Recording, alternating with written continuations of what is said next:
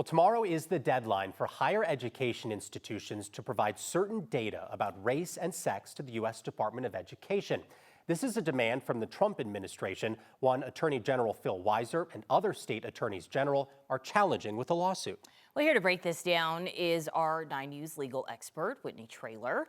Give us a little bit of background. Let's start there and how we even got to this place with the Supreme Court decision back in, what was it, 2023? Yes, 2023 was an important decision as it related to race being used in admissions in college. And this was a case that was brought at Harvard, and the court came back 6-3 and said race could not be used as a factor. There's very limited, you could use it in your essays if you had to overcome certain things related to race, but they overruled years and years of precedent, and particularly in 2003, there was a case where in Michigan, the Grutter case, where the Supreme Court said, yes, race could be a factor because diversity in the classroom is a good thing. It reflects the real world.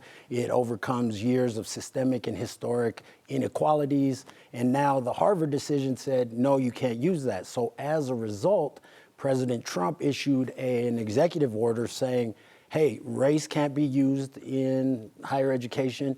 And now we want the data to prove that race isn't being used in admissions.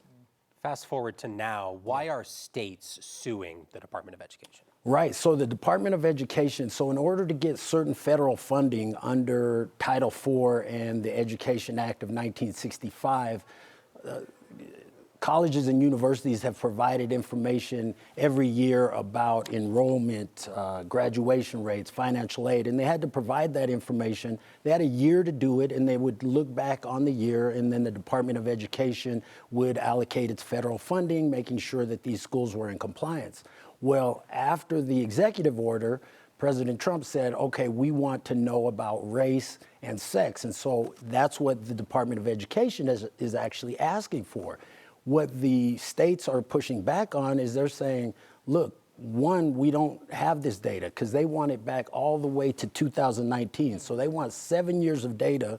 He issued this in December. So he said, hey, within 3 months, give me this 7 years of data. And the schools are concerned, hey, some schools don't even collect data on race. So they're saying, we're not sure that we can provide this data and it may not be accurate in this timeline. So they're pushing back because this is statutory. They're saying this exceeds your statutory authority. This is under the Administrative Procedure Act, and they're saying this is a violation of the law. And so they're really asking the court to step in and say, you can't do this, Trump administration. It feels like a lot of work just to... anyway, all right, yes. That's a whole nother, let me not yes. get into my commentary, but yes.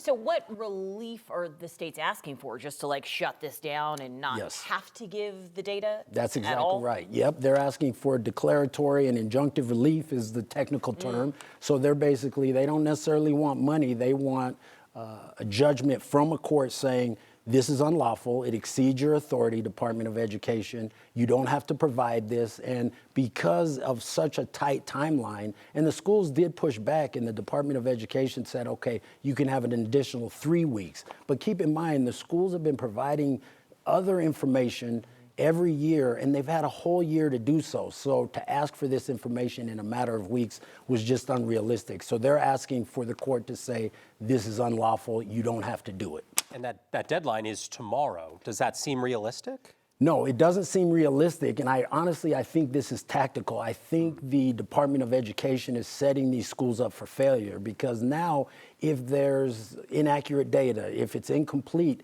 they can now go in and investigate, they can withhold funding, they can really pick and choose what they want to do with these schools. And so I think they really actually set them up for failure by saying, we want 7 years of data. Why they needed to go back to 2019, I don't know. The court's decision was 2023.